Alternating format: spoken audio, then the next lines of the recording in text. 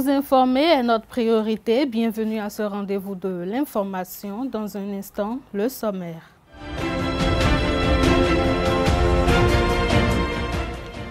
Joseph Djogbenou, ministre de la Justice et de la Législation, fait partie des 4 membres désignés par l'Assemblée nationale qui siégeront à la prochaine Cour constitutionnelle en juin prochain. À suivre dans cette édition, un portrait qui retrace le parcours atypique de l'actuel porte-parole du gouvernement. Un moratoire de 48 heures est donné aux établissements privés d'enseignement supérieur pour retirer de l'opinion des différentes publicités à caractère mensonger. L'autorité de tutelle les exhorte au strict respect de ce décret sous peine d'encourir la rigueur de la loi sur les publications mensongères. Sport dans cette édition, à suivre les impressions du président de la Fédération béninoise du cyclisme et le ministre en charge des sports au sujet de la 15e édition du Tour cyclisme du Bénin qui s'est déroulé le week-end écoulé à Cotonou. À nouveau, bonsoir. Le ministre Joseph Djogbenou est depuis lundi désigné par l'Assemblée nationale pour siéger à la Cour constitutionnelle. Cette nouvelle posture de ce juriste de haut niveau qui débute en juin prochain semble être perçue comme la mise au garage de l'éminent avocat, professeur agrégé de droit. Joseph Djogbenou sera bientôt contraint au silence après sa prestation de serment à son nouveau poste. L'activisme politique de l'ex-acteur de la société civile s'est effrité par cette nomination. Une promotion diversement appréciée. Pour certains, c'est une marque positive pour le chef de l'État que son bras droit soit présent à la Cour constitutionnelle. En attendant de vous proposer un document complet sur cette désignation, nous vous invitons à suivre le portrait d'un homme dont le choix suscite encore des commentaires. Dans le milieu judiciaire au Bénin, il incarne le respect et son nom, Joseph Djogbenou, est cité dans de grands dossiers où il a fait ses preuves même au-delà des frontières de la terre de ses ancêtres. Il ne pouvait en être autrement lorsqu'on sait que l'universitaire et spécialiste du droit au Bénin a un parcours atypique. Un calme majestueux du visage, une carrure superbe, une face noire souvent pensive, l'actuel garde des Sceaux du Bénin est né le 20 mars 1969 à Abomey. Agrégé de droit privé et de sciences criminelles CAMES 2009, major de sa promotion. Éminent professeur, il occupe plusieurs autres postes académiques et a enseigné dans les universités de la sous-région, en particulier au Togo et en Côte d'Ivoire. Directeur du Centre de recherche et d'études en droit et institutions judiciaires en Afrique, CREDIJ, depuis 2010, Joseph Djogbenou est auteur d'une dizaine d'ouvrages et de plusieurs articles et autres publications. Il a également effectué de nombreux travaux scientifiques. Joseph Djogbenou est reconnu pour avoir évité en 2003 à Amani Tidjani, un Nigérien à la réputation de criminel transfrontalier, la peine de mort qui lui était réservée au Nigeria. Il a également défendu en 2012 l'homme d'affaires béninois Patrice Talon, poursuivi pour tentative d'empoisonnement et de coup d'État contre le président Boni Yayi, dont la Cour d'appel de Paris a rejeté en décembre 2013 la demande d'extradition vers le Bénin. Il a aussi défendu en 2013 Johannes Dayon, expert comptable franco-béninois, le seul conseiller spécial nommé au palais de la Marina pendant qu'il était détenu à la prison civile de Parakou pour atteinte à la sûreté intérieure de l'État. Il est actuellement titulaire du cabinet d'avocats qui porte son nom et qui regroupe plusieurs avocats, parmi lesquels quelques stagiaires. Il a été membre du Conseil de l'Ordre des avocats du Bénin de 2008 à 2014. En 2015, il fait son entrée sur la scène politique. Il a fait de grandes luttes aux côtés des membres de la société civile entre 2015 et 2013. On se souvient encore des fameux mercredis rouges. candidat aux dernières élections législatives. Il est élu député de la 7e législature à l'Assemblée nationale du Bénin, puis président de la commission des lois de cette assemblée.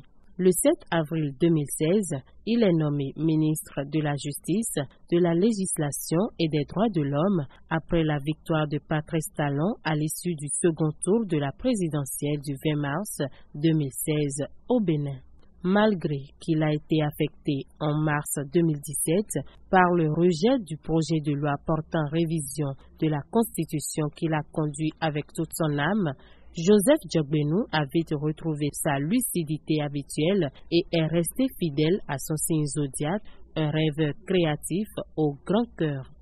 Parfois accusé d'instrumentaliser la justice béninoise au profit du gouvernement Talon et souvent critiqué vertement par certains de ses anciens étudiants et collègues universitaires, le professeur Djogbenou vient d'être désigné comme membre de la future Cour constitutionnelle du Bénin par l'Assemblée nationale. Derrière sa carapace d'homme dur se cache un homme très attaché à soutenir les autres d'un point de vue affectif et moral. L'envie et la jalousie lui sont des sentiments étrangers. L'actuel porte-parole du gouvernement a une grande capacité d'écoute. Il est le confident idéal et une épaule confortable pour s'épancher, caractéristique du signe poisson. C'est certainement pour toutes ces qualités qu'il reste incontournable pour le numéro 1 d'un pays en pleine rupture. Il est marié et père de plusieurs enfants. Le ministère de l'Enseignement supérieur et de la Recherche scientifique a sensibilisé les promoteurs des établissements privés d'enseignement supérieur sur les affiches et publicités qualifiées de mensongères à travers une conférence de presse animée par le directeur de cabinet du ministère, le directeur général de l'enseignement supérieur et le directeur des établissements privés d'enseignement supérieur. Ces établissements ont jusqu'au mercredi prochain pour enlever toute affiche qui ne serait pas conforme aux formations qu'ils disposent. Il en serait de même pour l'arrêt des publicités en cours sur les chaînes de télévision, les radios, les journaux. Suivons le directeur du cabinet Bienvenu Koudjo et le directeur des établissements privés d'enseignement supérieur, Dojo Amouzovi, pour plus d'explications. Souvenez-vous que dans le décret portant institution des examens nationaux de licence et de master, à l'article 1er, il était écrit: les établissements privés d'enseignement supérieur non homologués ne peuvent délivrer de diplôme, de licence ou de master. Or, que constate-t-on? On constate que sur les affiches publicitaires que mettent à la disposition du public les responsables d'établissements d'enseignement supérieur privé, qu'ils continuent en tout cas d'écrire qu'ils délivrent des diplômes de licence ou de master. Or, cela est en contradiction avec cet article 1er de ce décret qui institue les diplômes nationaux de licence et de master. Parce que, je n'ai pas lu le deuxième paragraphe, le deuxième paragraphe disait: ils ne peuvent délivrer qu'une attestation de réussite après la validation des crédits requis et la soutenance d'un mémoire. Autrement dit, les établissements privés d'enseignement supérieur ne peuvent délivrer que des attestations de licence et de master et non des diplômes de licence et de master. C'est donc pour éviter qu'on observe sur le terrain, en direction des parents et des utilisateurs des établissements d'enseignement, des établissements privés d'enseignement supérieur, cette confusion qui ne leur permettent pas de faire la distinction désormais entre ce que les parchemins que délivrent ces établissements et évidemment les diplômes qui sanctionnent l'obtention au Bénin de la licence professionnelle et du master. C'est pour ça que le gouvernement a pris la décision d'interdire ce que le gouvernement même a appelé les publicités mensongères qui ne font pas la clarté sur les diplômes ou en tout cas les parchemins qu'ils délivrent. C'est toute information mensongère ou toute publicité mensongère, toute information tendant à faire croire de l'abus aux populations.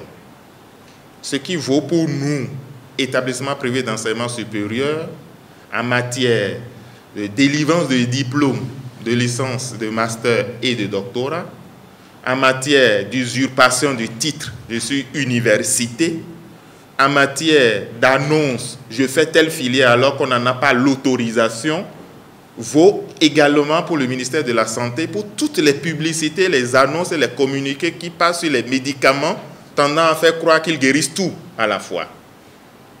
Donc ce n'est pas simplement nous, au niveau de l'enseignement supérieur, qui sommes concernés, c'est un certain nombre de ministères sectoriels et chaque département doit faire face à ce qui le concerne. Pour nous, nous sommes en tandem avec le ministère, pour les autres également, avec la presse en général, presse radiophonique, presse télévisuelle, parce que c'est eux qui relaient l'information, entre autres. Après, nous faisons nos affiches, nous les placardons dans les villes, dans les localités. Il a donc été dit qu'à partir du mercredi, donc nous avons lundi, mardi et mercredi, dernier délai, pour que si des communiqués, si des annonces passent à la radio et à la télévision tendant à faire croire que nous délivrons des diplômes de licence et de master, qu'on puisse les arrêter, que ça ne passe plus, tendant à faire croire que nous avons des filières alors que nous ne les avons pas, qu'on puisse l'arrêter, tendant à faire croire que nous sommes une université alors que nous n'en sommes pas, n'avons pas reçu cette autorisation, que nous puissions l'arrêter. Sinon, l'organe qui le relaie est complice de nous qui lançons cette fausse information. Il est également demandé que si, entre-temps, dans les localités, dans nos établissements, nous avions mis des affiches, nous avions mis des banderoles, nous avions communiqué d'une manière ou d'une autre sur ces choses qui ne sont pas exactes, et que nous puissions les enlever dans les 72 heures qui suivent et nous en tenir à ce que nous avons, nous en tenir à ce que nous sommes et nous en tenir à ce que nous faisons.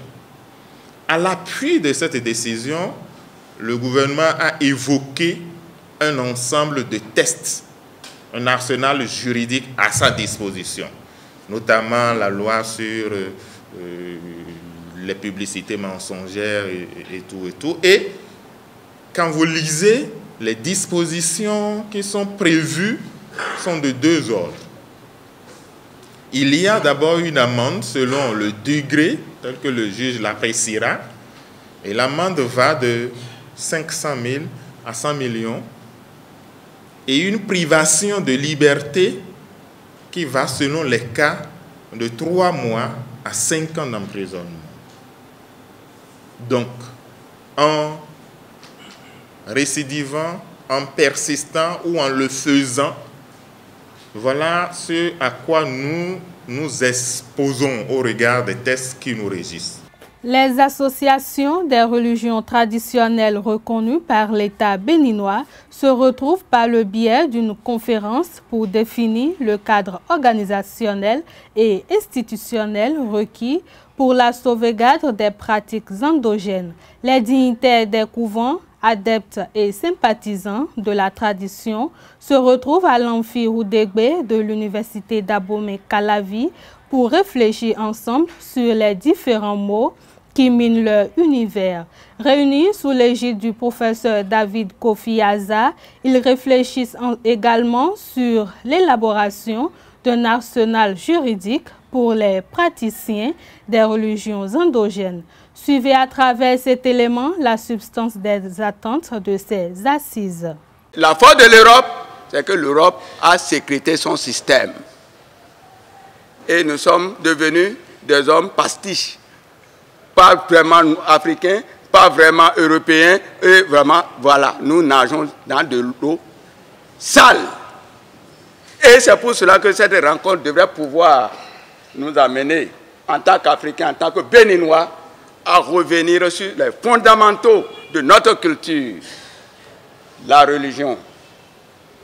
Une question de conscience. L'Afrique avait bel et bien cette conscience-là.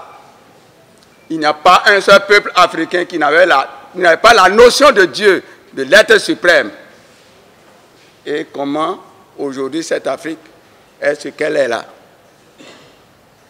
Voilà pourquoi je voudrais interpeller les universitaires que nous sommes.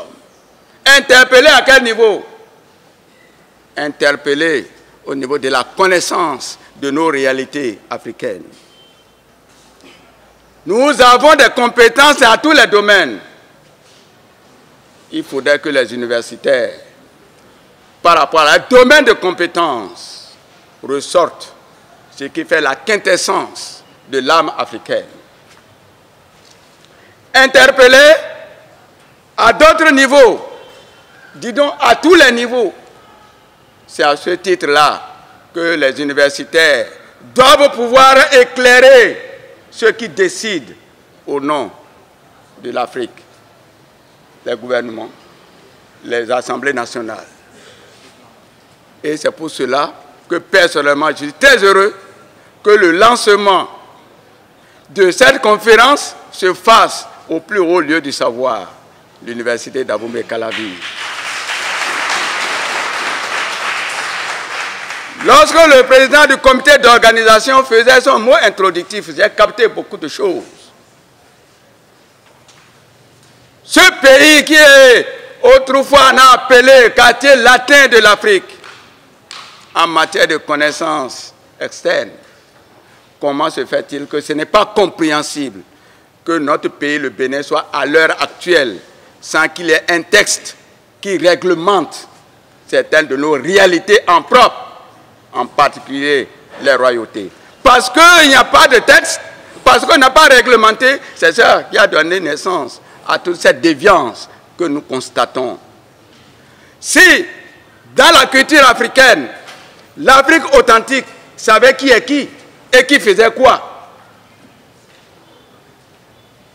n'importe qui ne devait pas porter le titre de roi. Chacun a son rôle, a ses attributions. Et c'est là que les dirigeants aussi sont interpellés. Si on prend un peu notre pays, au temps de la Révolution, on dit comment on appelle le féodalisme, abat ceci, abat cela. Sur la base de quelle idéologie? Sur la base d'une idéologie importée. Au PNPB, déterminé, les rois ne connaissent plus ceci, cela, mais progressivement, les rois ne sont pas morts. Ils ont la peau dure. Mais malheureusement, le système les amène progressivement à se prostituer, excusez-moi le terme. L'écrivain ivoirien Jean-Yves Lafleur-Haïssi a lancé officiellement son dernier ouvrage le vendredi 11 mai 2018. C'est à travers une conférence publique à l'École supérieure d'administration, d'économie, de journalisme et des métiers de l'audiovisuel ESAE à Cotonou. Intitulé « La jeunesse africaine, quelle issue ?», ce livre met en relief les défis à relever par les jeunes africains. Je vous invite à suivre cet élément pour plus de précision. Jeunesse africaine, quelle issue? Quelle issue, mais quel départ aussi?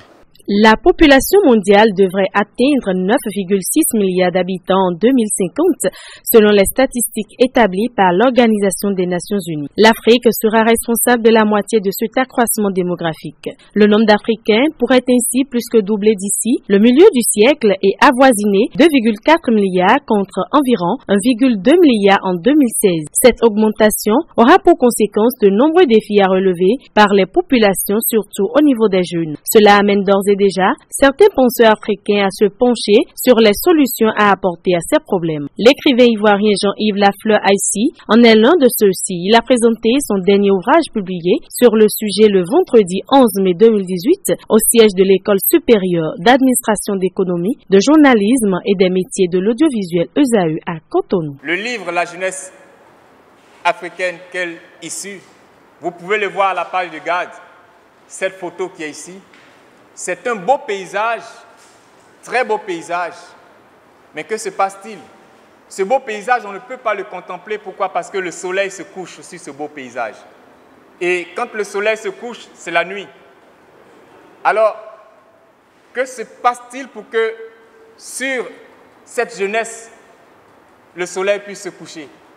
Que faut-il faire? À ces interrogations, l'écrivain propose des pistes pour la jeunesse africaine afin qu'elle se prenne en charge. Vous ne pouvez pas utiliser 90% de votre temps à l'usage de la distraction. Il faut remplacer ces 90% par le travail, par le fait de vous mettre ensemble, à réfléchir. La solution que je propose également à nos gouvernants, c'est d'intégrer dans le système éducatif l'entrepreneuriat et la valorisation des talents. Le professeur Bienvenu Koudjor, directeur du cabinet du ministère de l'Enseignement supérieur et de la Recherche scientifique et le parrain de cette conférence, Oswald Akpali, abonde dans le même sens que l'auteur de l'ouvrage La jeunesse africaine, quelle issue? Quand on est appelé à diriger une nation, il faut faire la part des choses, il faut anticiper. Et c'est sur la base de l'anticipation que j'aimerais dire aujourd'hui que les jeunes que nous sommes ne devons pas compter sur l'emploi salarié. Vous savez, dans tout le monde entier, il y a à peine entre 4 et 7% de la population qui est souvent employée par un gouvernement. Ça veut dire que la majorité du reste, soit ils sont dans l'informel, soit ils ne font pratiquement rien. Les jeunes pensent qu'il n'y a plus beaucoup d'activités aujourd'hui. Il n'y a pas d'activité parce qu'ils ne créent pas les activités de leur, enfin du moins, qui leur permettent donc de sortir de la solitude. Parce que les réseaux sociaux, moi, chaque fois que je regarde un peu les jeunes, ils sont tout le temps là. Ils sont côte à côte, mais ils ne vivent pas ensemble. Au terme de ce lancement officiel, tous les étudiants de l'ESAE qui ont assisté à la conférence du début jusqu'à la fin sont repartis chacun avec un exemplaire du livre, un geste du parrain pour éveiller en eux le sens du développement personnel. À la sortie de cette conférence publique animée par Jean-Yves Lafleur Haïssi autour de son livre « La jeunesse africaine, quelle issue ?», certains participants se sont confiés à nos reporters. On les écoute. De cette conférence, j'ai retenu que les jeunes doivent s'entreprendre eux-mêmes, ils doivent innover, créer eux-mêmes leurs propres entreprises et ne pas attendre forcément que ce soit l'État qui vienne les financer. Il faut que les jeunes, tout d'abord, qu'on soit très créatifs. Et dans notre créativité, qu'on essaye d'entreprendre des choses et de ne pas tout le temps attendre qu'il y ait toujours forcément des offres d'emploi ou quoi que ce soit. Il faut vraiment qu'on entreprenne de notre côté aussi. Ce que j'ai retenu de façon essentielle, pour que la jeunesse africaine se développe, la jeunesse africaine doit d'abord réaliser que pour se développer, il faut se baser d'abord sur ces valeurs culturelles, ces valeurs endogènes. C'est à partir de ces valeurs endogènes que la jeunesse pourra évoluer. C'est-à-dire quoi? Pour aller à l'école, pour comprendre, il faudrait que ces valeurs en soi soient connues. Deuxièmement, il faudrait que la jeunesse se dise que la science est universelle. Et l'universalité de la science doit conduire la jeunesse à bien apprendre. Et la dernière chose, la chose la plus importante, c'est l'élément pratique. Tant que la jeunesse n'accepterait pas à marcher, à travailler abondamment, la jeunesse ne pourra pas évoluer. Aujourd'hui, la jeunesse veut vivre dans une certaine facilité. C'est normal, mais quelque part, c'est anormal.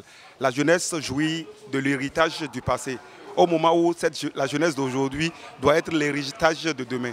Réunis au sein du groupe Grand Cœur, les jeunes choristes issus de plusieurs paroisses d'églises du christianisme céleste d'Abomey-Calavi et environ ont reçu un cours de perfectionnement et de partage d'expérience. Un masterclass qui s'inscrit dans la dynamique d'amélioration et de valorisation des compétences.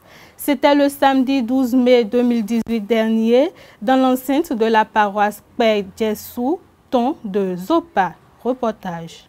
Yahweh Abraham, Isaac, Jacob Bouton. Oui. Yahweh Mose Alonton. Oui. Au dirait de Kodoko Etina à Zotoile. Gigo de Kodoko Etina à Lonzontoile. Et Yamana Mede et Maganzan. Anjibetoile. To sous-région à l'Okodo à Bebele, Blebouji. Yaoulewe Pli. Nandoze. Don a Hambaron Tolo. Dote. Do belo blebouji bo gigo etito galo etito honkanjilo gigolo nyato yaga. C'est à travers cette courte prière introductive que le creuset musical baptisé Grand Cœur a démarré son masterclass du jour sous l'égide de Joseph Kwenou, un batteur professionnel de tambour et de tam-tam de délivrance, communément appelé à Rwangbaron chez les chrétiens célestes. Ce samedi 12 mai 2018, dans l'enceinte de la paroisse Père Jessouton de Zopa, gond, tam-tam, tambour et castagnettes ont résonné au rythme et au rime des chants du cosmogramme musical de l'église du christianisme céleste.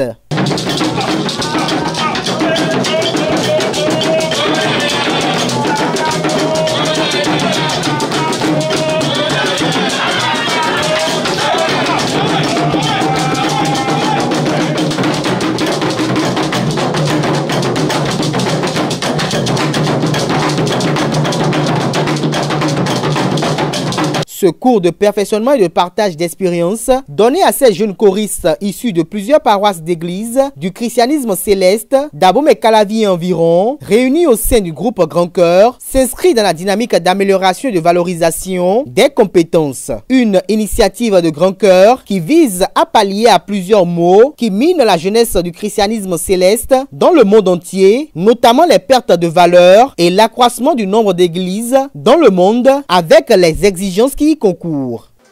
Baron, et non, il y a assez d'obé, et non, assez de béton, et non, voulait aller, pour l'on y. Il y a assez de béton pour l'on citer. Ouais, à chauffer tout le monde en Wando, à Wando, Soudé Wando, et il y a un filet bois, et on sait pas, hein, et on sait pas moi. Et là, des réunions, il y a un cran de dos, oui, on va bien des hommes. Et là, on doit finir ton, pour y dépôt, coller, il y a ma gant, flou, bon, bon, des boudés donc, big boy, oui, église du christianisme céleste, don, ou édition, avant Bamoudi. Bon, nous, pour les dions.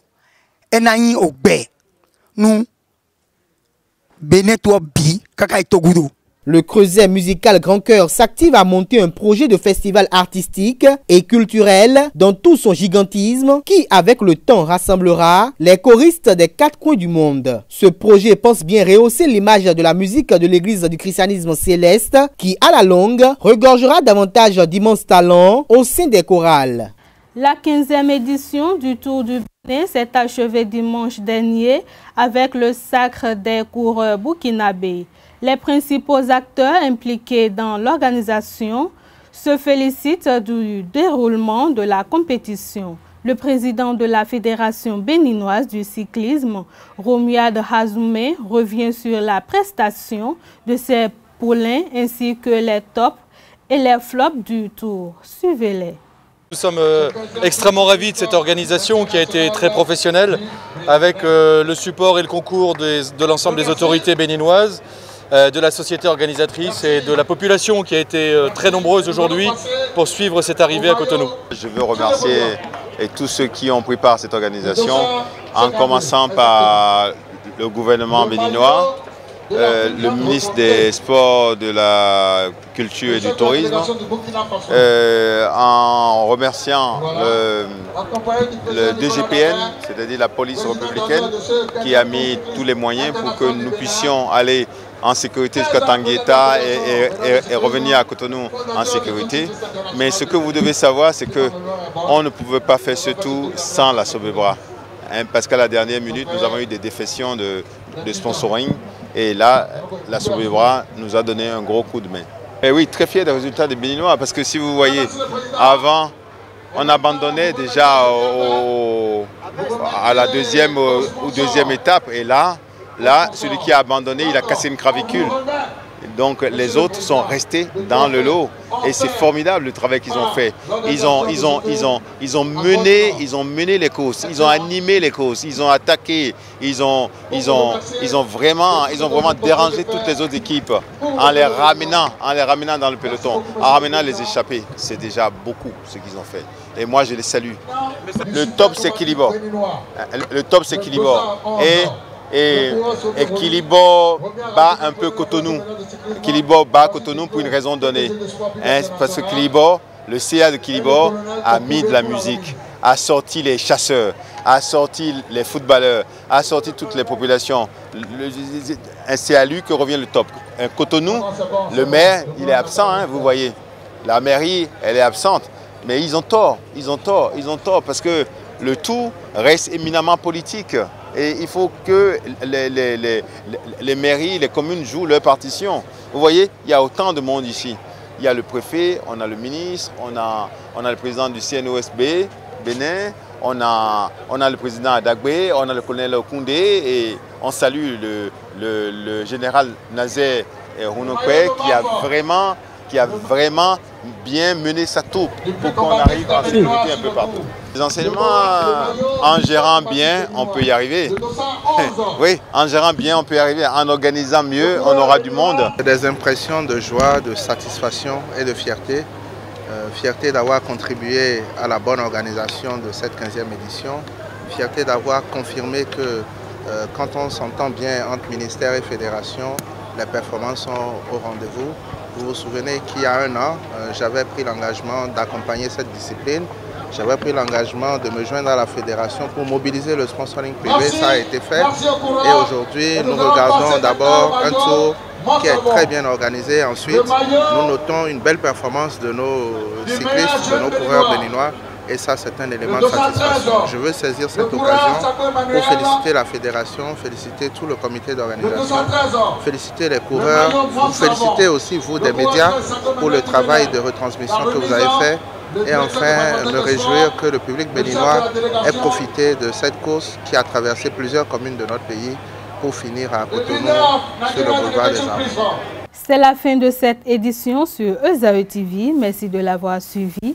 Merci à toute l'équipe d'EZAE TV et à vous, amis internautes. Restez toujours connectés sur les www.ezaetv.com. Bonsoir.